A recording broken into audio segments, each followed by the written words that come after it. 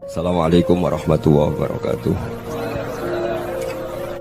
Iki ngaji santai-santai napa muhasabah. Muhasabah itu kalau Kiai Jawa maknani itu ngoreksi diri sendiri. Jadi menghitung diri sendiri.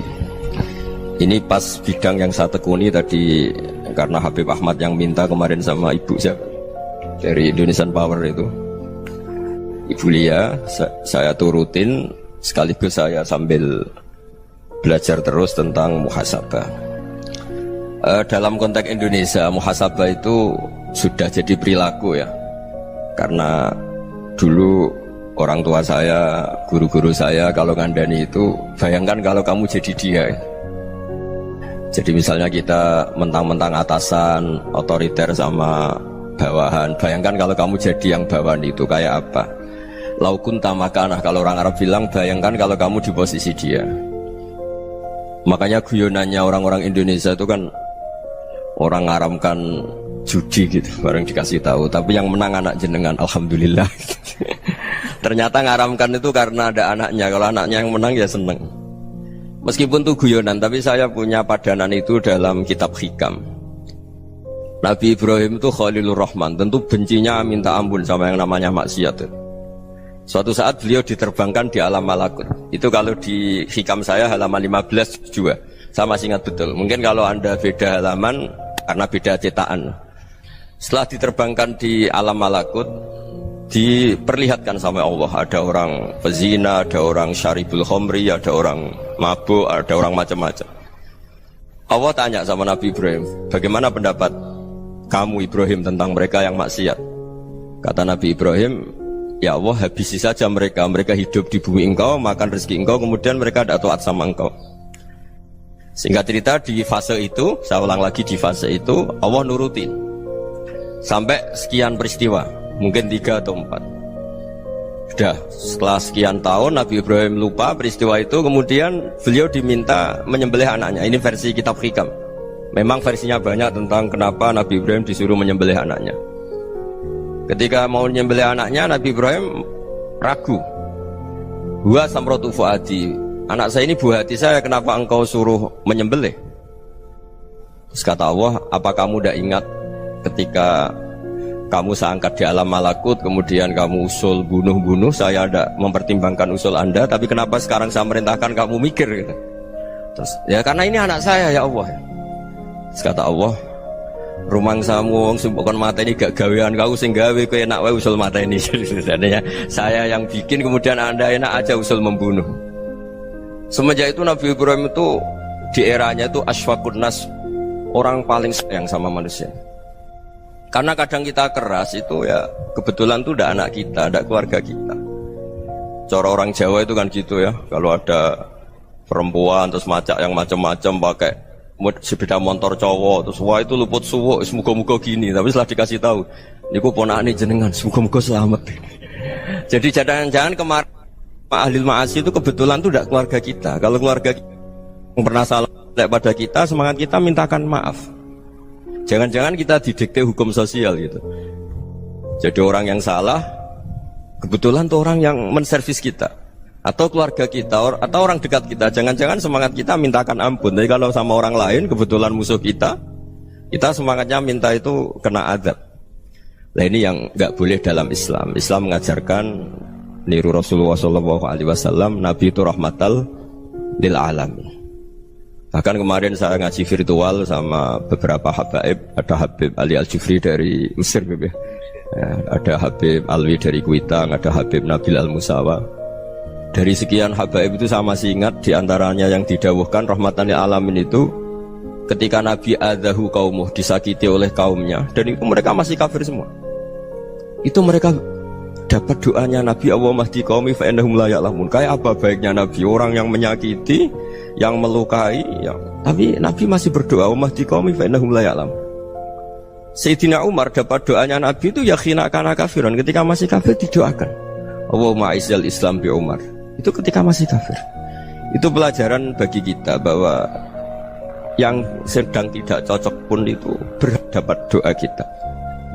Ya doa supaya kondisi kita baik, hari tambah baik. Karena agama ini Saya berkali-kali bilang limangka nayarjuwa hawal yawmal akhir. Agama ini diperuntukkan bagi yang selalu punya harapan pada Allah Subhanahu wa Ta'ala.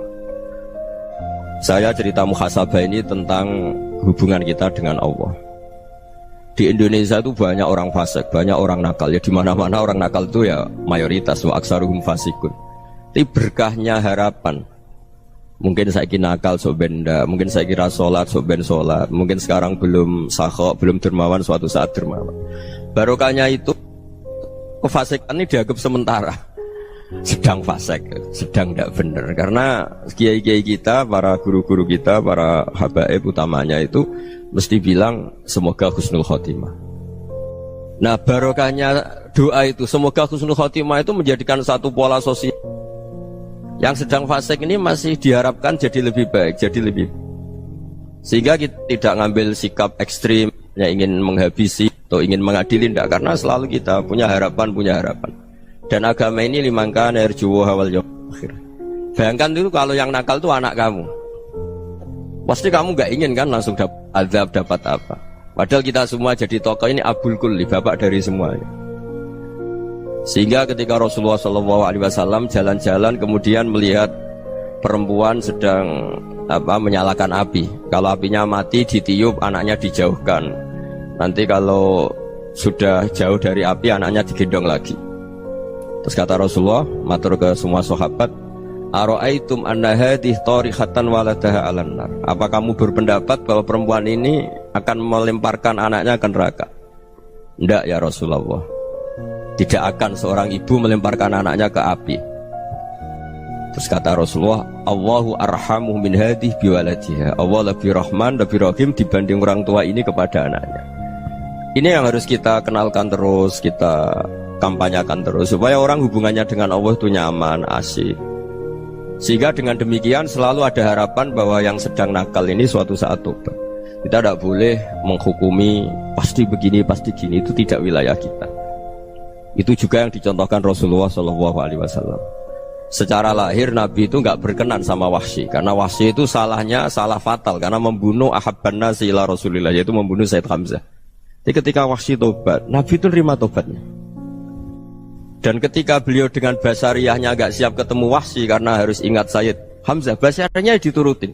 Oke kamu iman, saya turutin, tapi jangan sering ketemu saya. Karena kalau ketemu kamu, saya masih ingat sama paman saya, Sayyid Hamzah. Kita bisa ngelola seperti itu. Kita tidak cocok sama orang, bagaimanapun mereka umatur Rasulullah SAW, kita tetap mencintai mereka. Misalnya kalau beda agama, mereka sama-sama orang Indonesia, kita mencintai mereka atas nama warga Indonesia. Tapi kalau misalnya potongannya ora cocok, beda kultur, bawaannya itu mangkel no coro Jawa, ya bisa diilmoni, jangan ketemu. Wong sudah tidak cocok, ingin ketemu nyari solusi, roh ini tok seneng itu kan ya repot gitu. Ya sudah kalau nggak pati cocok ya jangan sering ketemu. Dan itu kita bisa memanage seperti itu tuh bisa. Saya berkali-kali cerita tentang Imam Syafi'i. Kalau dikasih tahu ya Imam Abu Abdillah, panggilannya Imam Syafi'i, tetangga anda ini ternyata banyak yang nggak senang anda. Jawabnya beliau senang. Ya bagus kalau nggak senang saya, ndak utang saya kata. Jadi gara-gara saman seneng aku ngatur aku ini kan. Dan mungkin saman rasa seneng kan ya enak. Jadi hidup itu dianggap happy. Kalau seneng ya teman silaturahim, kalau nggak seneng ya nggak bakal utang gitu. Baru kayak rasa seneng itu nggak ganggu. Gitu. Jadi dulu itu orang bisa ngelola seneng ndak seneng itu bisa. Karena ada kearifan hubungan dengan Allah Subhanahu wa Ta'ala. Hidupnya selesai karena masyghul bi dzikrillah, mereka sibuk dengan Allah. Makanya kata ulama-ulama tasawuf, kamu jangan melihat manusia perilakunya, tapi kamu juga harus ingat yang gerakkan semua itu Allah Subhanahu wa Ta'ala. Dengan demikian kita farah, kita senang. Makanya Nabi kalau ngutus Anas bin Malik kemudian nggak kesampaian yang diinginkan karena Anas main, ketika garwa-garwani Nabi agak tersinggung, Nabi andaikan Allah menghendaki yang saya inginkan kesampaian, pasti itu kesampaian. Jadi dianggap kegagalan Anas gak manggil yang dituju Nabi itu ya kersane Allah, ya enteng saja. Sayyidina Ali lebih parah lagi yang dialamin. Itu dalam beliau kalau dipanggil itu gak cepet-cepet ke sana. Ketika ditanya, kenapa kamu tak panggil gak cepet ke saya? Amin tu ukubatak, karena aku tahu kau orang baik. Orang baik itu pemaaf. Jadi makanya orang-orang soleh dulu itu bodoni itu. Makanya sekarang kalau ada orang bodoni itu mesti dibidik orang soleh. Kalau orang-orang soleh itu kakean husnudzon lagi sering dibodonin. Abdullah bin Umar itu masyhur itu. Kalau ada budaknya serang sholat, sergap sholat itu dimerdekakan. Akhirnya nggak sholat pun pura-pura sholat. Akhirnya juga dimerdekakan. Ketika ditanya, kenapa engkau merdekakan? Padahal mereka sholatnya menipu engkau, kata pembisik-pembisik itu. Man khoda'ana lillah in khoda'na lah. Dia nipu atas nama Allah, berarti saat tertipu juga atas nama Allah. Gak masalah dong, semuanya demi Allah Subhanahu wa ta'ala. Jadi ketika kita ketemu mensifati Allah Ta'ala itu ghafir, Allah pemaaf. Jangan kamu gak fair untuk diri kamu nyifati Allah ghafir, pada orang lain Allah kamu sifati syadidul iqab. Jadi Allah kamu atur, kayak MC tadi ngatur saya. Jadi Allah itu apa? Kalau pada saya ghafir, kalau pada musuh saya syadidul iqab. Itu tidak fair. Kalau Anda punya harapan kepada Allah karena Allah Rahman Rahim, Allah ghafir, sebenarnya Allah pada musuh kita ya bisa saja Allah ghafir, bisa saja Allah Rahman Rahim. Sehingga kita melihat orang lain yang kita tidak cocok itu ya enteng saja. Itu min ummati Rasulillah sing tanaluhu syafa'atu, tanaluhu sa'atu rahmati, tanaluhu fair. Jangan dengan kita kayak mesti dapat rahmat, jangan orang lain kayak Allah pasti syadidul iqab. Itu tidak boleh. Sehingga ketika ada orang Badui, singkat cerita orang Badui ini kencing di masjid, semua sahabat membentak dia. Yang nggak bentak hanya Nabi tok. Saking mangkalnya orang ini karena semua sahabat bentak kecuali Nabi. Setelah dibenarin Nabi, terus Nabi nyuruh Sobbu ali dhanuban min ma'in. Setelah disucikan masjid itu, dia berdoa keras sekali. Allahumma arhamni wa Muhammadan wa la tarham ma'ana ahadan. Ya Allah, yang berhak dapat rahmatmu hanya saya dan Nabi Muhammad, yang lainnya jangan gitu. Karena yang lainnya tuh jengkelin, gitu aja saya salah dimarah-marahin gitu. Jadi kalau kamu doa terbatas ya kayak orang Bedui ini, kayak orang Arabi. Apa kata Nabi? Laqad tahajjarta wasi'an. Allah yang rahmatnya luas menjadi kamu sempitkan. Karena kamu mau atur Allah hanya rahman pada Indonesian Power, pada NU, pada kita, yang orang lain gak perlu dapat. Itu kan kasihan Islam, karena Islam terus gak dimiliki semua orang. Allah gak dimiliki semua orang, Rasulullah gak dimiliki semua orang, karena dipek NU, dipek ormas tertentu, dipek, gak boleh seperti itu. Gak boleh takhasyar tawasian, kata Nabi, gak boleh mempersempit zat yang rahmatnya itu luas. Ini semoga etika ini kita pakai di Indonesia. Yang sedang fase kita harapkan lebih baik, yang sedang nggak dapat hidayah kita doakan dapat apa? Hidayah. Masyhur kan, makanya tadi saya mohon sama Habib Ali supaya Habib Ahmad supaya tetap mahalul qiyam tabaruk sama Habib Ali. Di antara doa-doa di Simtud Duror masyhur itu antuqabilal mudhniba minnah fil ghufran wal musi'a bil ihsan. Jadi harapannya para habaib, para orang-orang baik dulu ya, semoga yang dosa itu dimaafkan, yang sedang salah dibuka, bikin lebih baik. Nabi itu tugasnya juga gitu. Wastaghfir li dzambika walil mu'minina wal mu'minat. Nabi itu tugasnya juga memintakan ampun yang sedang salah. Nah ini cobalah jadi etika kita, muhasabah kita. Jadi muhasabah itu cara berpikir kita set, kita pikir ulang. Ternyata semangatnya seorang Nabi itu wastaghfir li dzambika walil mu'minun. Semangatnya itu memintakan ampun. Orang ahli tafsir tahu semua kalau Nabi itu tidak mungkin dosa. Jadi itu khitabun lin Nabi wa urida bihi ummatu, itu khitab Nabi, tapi yang dimaksud itu umatnya, karena Nabi tidak akan mengalami dzambun, tidak akan mengalami dosa. Sekarang enggak, kadang-kadang kita ini kalau orang lain salah itu semangat. Kalau di perusahaan ada teman salah, apalagi pimpinan salah itu seneng, barokahnya salah bisa ganti kan gitu. Ya, jadi kalau mungkin di dunia tokoh juga gitu, barokahnya ada tokoh salah, kita yang jadi populer sendiri, tidak boleh seperti itu. Kita harus salimus sodri di jami'il muslimin. Jadi ini harus dilatih. Saya tadi matur sama Habib Ahmad, latihan kita jadi hidup. Nabi itu kalau resep jadi wali itu kata Nabi gampang. Kata Nabi, kalau kamu ingin disenangin Allah, ya sudah. Kalau kamu asbahta wa amseta gini-gini, perasaan kamu, kata Nabi, jangan punya perasaan ghil sama orang muslimin. Itu sudah wadzalika min sunnati. Makanya Nabi ngendikan la yablughni ahadun an ahadin syai'an. Ada yang baca la yuballighni ahadun an ahadin syai'an. Seseorang jangan melaporkan ke saya tentang salahnya yang lain. Fa inni akhruju ilaikum wa ana salimus sadri. Karena saya ingin ketemu sampean semua dalam keadaan salimus sadri, tidak punya perasaan apa-apa. Karena kalau nurutin pembisik, nurutin informasi itu ya repot, karena orang pasti sepihak. Ada kiai yang top datang ke kampung-kampung ning desa-desa, kata yang seneng itu punya akhlak. Wah itu bagus orang besar datang ke kampung-kampung.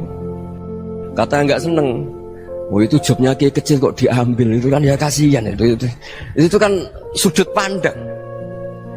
Makanya saya sering bilang akal kita ini cukup untuk mentasdik Rasulullah Shallallahu Alaihi Wasallam. Meskipun perasaan kita kadang orang Jawa itu beda. Saya berkali-kali bilang sama peneliti dari Jogja, kenapa sih Gus para nabi itu kok poligami istrinya banyak?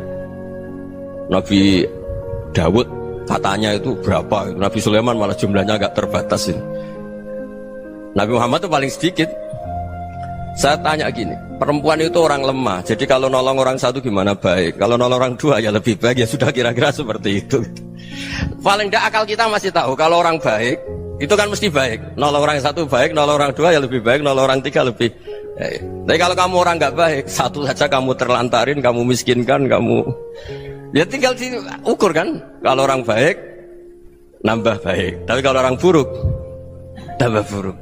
Nah itu akal kita bisa menganalisis kenapa sih nikah itu ada yang poligami, ada yang enggak. Sudah ukur saja diri kamu. Misalnya kayak saya elek keriting, rabi terus, mau perbanyak wong elek, orang perilaku netok, raine dadi elek kabeh gitu. Tapi nak kowe ku ganteng, alim, ganteng, sugih, anake ganteng-ganteng, berhubung kowe saleh ahli swarga kabeh, mertua yo bangga karena karir kamu meyakinkan. Ini mertua kamu aja gak bangga mau nambah. Ipar gak bangga, mertua gak bangga, desa kamu yang kamu wayai juga gak beda dengan Nabi ketika nikah Juwairiyah itu gak ada pernikahan sebarokah Nabi dengan Juwairiyah itu Azharu Rasulillah. Di situ habis perang banyak tawanan, gara-gara jadi besanya Nabi langsung dibebaskan semua karena Azharu Rasulillah. Sekarang besanya Kanjeng Nabi. Dulu Abu Sufyan mangkalnya bukan main sama Nabi, gara-gara putrinya dinikah terus langsung jadi. Kalau kamu kan enggak, nikah satu, nikah lagi, satu kampung musuhi kamu karena istri pertama ya cemburu, yang kedua agak bangga. Wah itu selesai itu di dunia wal akhirah. Maksud saya nganalisis Islam itu harus pakai akal. Dan akal yang dipakai, ini saya bawa ke kitab Ihya, adalah pikiran-pikiran para ulama.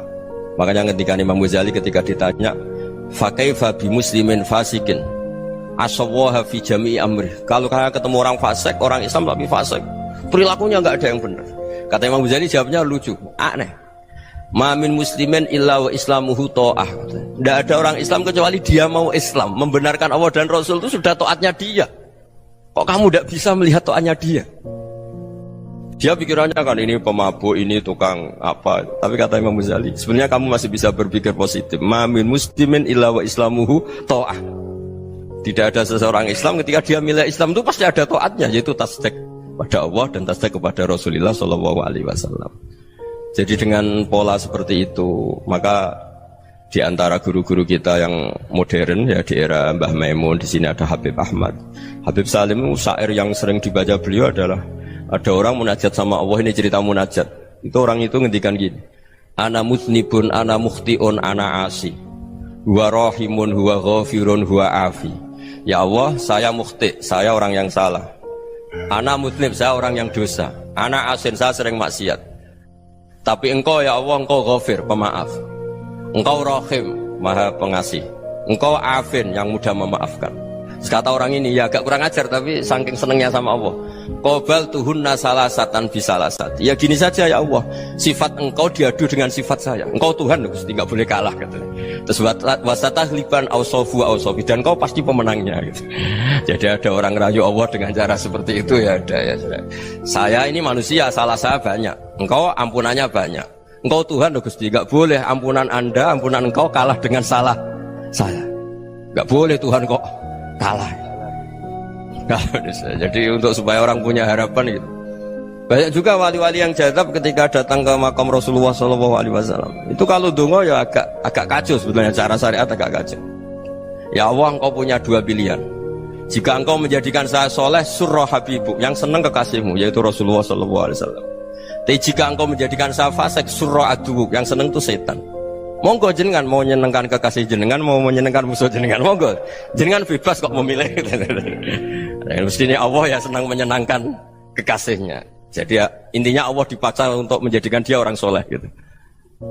Jadi kayak kemarin itu Pak Gus siapa yang kesini itu kuliah ke sini itu sama Habib Ahmad. Saya pertama nggak mau, lama-lama Habib Ahmad. Ini gimana Gus? Orang taunya saya dekat jenengan, kalau nggak kasil saya malu. Waduh, ini kayak doanya wali yang tadi. Nggak punya pilihan, nggak ada pilihan. Jadi saya mohon muhasabah itu dimulai cara berpikir. Makanya di sini sebetulnya tag ini supaya dapat barokahnya Ihya. Ini kitab yang disenangi para habaib, para ulama. Sebetulnya tag di muhasabah itu redaksinya gini ya, yang lengkap. Hasibu anfusakum qabla an tuhasabu wa zinuha qabla an tuzanu wa tahayya'u lil ardil akbar. Jadi ada kata wazinu, jadi ukur. Perilaku Anda ini diukur, ditakar. Misalnya kita sebagai suami kan ya punya hal-hal yang kita tidak ideal. Cara wong Jawa mesti pesek. Cara rezeki ya pas-pasan ya. Dan kita juga kalau makanya agak boleh tanya istri begini, apa saya cinta pertama Anda? Pasti Anda kecewa. Orang jadi istri hanya korban terakhir itu. Sudah. Karena orang kalau ngelamar kemana-mana gak jadi, yang jadi istri itu pasti korban terakhir itu. Jarang istri pilihan pertama, jarang. Ayo semua yang nikah. Rata-rata itu pilihan Anda pertama Pak, dari sekian ditolak di mana-mana terus. Ya perempuan terakhir. Kamu juga korban terakhir gitu. Itu wali-wali dulu kalau ngandani kita itu sederhana. Antal ini masyhur diceritakan Habib Zain bin Semit dalam kitab Al-Manhajus Sawi. Antalam tajid min nafsika kullama turid. Fa kaifa turidu min ghairika kullama turid. Kamu yang ingin ideal saja kamu tidak menemukan pada diri kamu untuk menjadi ideal. Kamu kan ingin ganteng, ingin punya uang banyak, ingin perilaku Anda sempurna. Anda saja yang punya keinginan tidak bisa mewujudkan keinginan Anda sendiri. Fakaifa turidu min ghairika ma turid. Jadi antalam tajid min nafsika kullama turid. Fakaifa turidu min ghairika kullama turid. Kamu yang punya keinginan saja. Misalnya saya ingin punya uang banyak, perilaku saya selalu benar, gak pernah salah. Loh, saya yang ingin saja dengan diri saya gak bisa untuk benar terus. Kok kamu berharap orang lain selalu benar? Jadi antalam tajid ya sama. Kalau kamu menuntut istri kamu itu ramah, neriman, apa kamu neriman sama wajah istri Anda gitu? Engkau ya pola neng dindi jajaki sana jajaki sini, kamu sendiri tidak tahu apa. Jadi itu nasihat yang luar biasa. Antalam tajid min nafsika kullama turid, fa kaifa turidu min ghairika kullama turid. Kamu mau menghormati semua orang? Tidak mau kan? Kemudian Anda berharap semua orang menghormati kamu. Kamu tidak ingin kan orang lain semua menghujat kamu. Sementara kamu enak aja menghujat orang lain. Makanya Rasulullah SAW luar biasa ketika bikin kaidah sosial. Apa la yu'minu ahadukum hatta yuhibba li akhihi ma yuhibbu li nafsi. Jadi kalau ukuran iman itu sederhana. Kalau sesuatu itu baik, nyaman bagi Anda ya bayangkan itu pada teman Anda. Misalnya Anda bangun tidur sudah acak-acakan, gak punya uang, utang jatuh tempo, kan gak ingin ketemu orang. Ya kamu jangan bertamu ke jenis ini karena dengan kamu yang alami juga gak siap ketemu orang. Makanya ada Habib Alim itu dilapuri sama seseorang. Beb, dulu teman saya itu ketika saya kaya itu sering main ke saya. Setelah saya miskin, mereka tidak main ke saya. Kata Habib itu bagus, sunnah Allah begitu itu bagus. Coba kalau kamu dulu kaya, teman kamu main kan kamu gaya, di rumah ada makanan, bisa hormat tamu. Setelah kamu miskin jadi buruh manol di pasar atau buruh bikin boto, teman kamu datang, malu enggak kamu? Mendingan gak datang gitu. Akhirnya baru, oh ya alhamdulillah kalau gitu. Loh ya kan dulu teman kita datang, kita ada Alphard, istri cantik, rumah bagus. Lah kita miskin, buruhnya orang pas dibentak-bentak, teman kamu udah datang. Milih datang kamu enggak kalau setelah kamu jatuh? Enggak kan? Jadi barokahnya ilmu itu terus. Ya, tapi kadang-kadang orang tuh, wah setelah saya miskin teman-teman enggak kasih ke sini. Ya kalau kamu sudah jatuh, teman-teman kamu situ jadi tontonan. Ya mulai sekarang cara berpikir itu dirubah. Dulu yang namanya kiai itu kalau diundang orang itu ya agak-agak senang. Semenjak saya itu agak rubah. Mengundang kiai, ngatur kiai itu tak haram-haramkan ya ada lumayan lah sekarang itu sudah mulai agak beretika. Dulu itu ngundang tuh tanggalnya ditentukan, jamnya ditentukan, enggak mikir apa kiai saat itu nganggur, enggak. Punya wadifah, enggak. Dia milih tanggal yang dia nganggur, enggak mikir pas itu kiainya nganggur apa, enggak. Ya saya hanya cerita aja, kamu tersinggung ya monggo, boten ya monggo itu kan. Jadi saya mohon supaya tadi saya juga matur ke Habib Ahmad. Jadi untuk orang merasa ikut sunnah Rasul itu gampang sekali kata Sayyid Muhammad. Dulu Nabi berpakaian ala daerahnya. Kalau mikot ya pakai mikotu baladi. Karena Nabi orang Medina dan beliau berdomisili di Medina, ya misalnya mikotnya dari Bir Ali misalnya. Tapi kalau Anda orang kawasan Tanim mau umrah ya dari Tanim. Misalnya kawasan Jirona ya dari Jirona. Artinya apa? Kamu ngambil mikot karena Nabi mikot misalnya dari Bir Ali, bukan berarti kamu harus seperti Nabi di Bir Ali. Kamu orang Mekah, misalnya kamu orang Tanim, orang ya harus dari mikot itu apa? Baladi. Sama, makanya di fikih-fikih itu kalau tahnik anak, Nabi orang Arab, halawiyatnya kurma ya kurma. Kalau orang Jawa sedegan, semua podo-podo. Ya, podo-podo manis. Jadi ini tabaruk sama Sayyid Muhammad, ini ada murid beliau Habib Ahmad, saya baca supaya orang itu merasa ikut Nabi itu gampang sekali. Ini saya baca ya di halaman tadi disaksikan Habib Ahmad 433 di kitab apa begini? Manhajus Salaf fi Fahmin Nusus. Itu kata Sayyid Muhammad, wa kanat sunnatu Rasulillah annahu yat'amu ma yajiduhu fi ardi wa yalbasu ma yajidu wa yarkabu ma yajidu mimma abahu Allah ta'ala. Faman istamala ma yajiduhu fi ardi fa huwa al-muttabi' lis-sunnah. Kama annahu hajjal baita min madinati. Faman hajjal baita min madinati nafsihi fa huwa al-muttabi' lis-sunnah wa illam takun hadhil madinatu tilka. Jadi intinya misalnya Nabi dulu itu ngasih sedekah kepada fakir miskin ya pakai dinar, dirham. Ya kalau orang misalnya sedekah pakai rupiah ya sudah ikut sunnah Nabi. Jangan, lu Nabi pakai dinar loh, kamu kok pakai rupiah. Dulu dinarnya Nabi udah ada tulisannya Bank Indonesia, kamu kok ada tulisannya Bank. Ya tidak ada seperti itu. Ya jadi misalnya Nabi sedekah pakai tamar atau pakai al-aqid, ya kita pakai beras, pakai apa. Supaya orang tuh bahwa Rasulullah itu milik kafatal linnas, milik semuanya. Sehingga merasa ikut sunnah Nabi itu ya semuanya.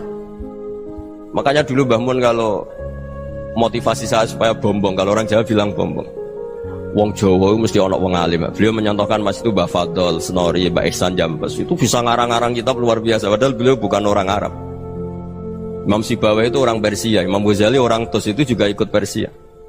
Kata Mbah Mun, wong sing ora Arab lah mesti untuk jatah alim kata beliau. Karena Nabi itu diutus kafatal linnas. Nanti kalau orang yang alim itu Arab tok, berarti tidak ada perwakilan dari Afrika, dari Asia Tenggara, dari mana-mana. Makanya karena Nabi statusnya itu kafatal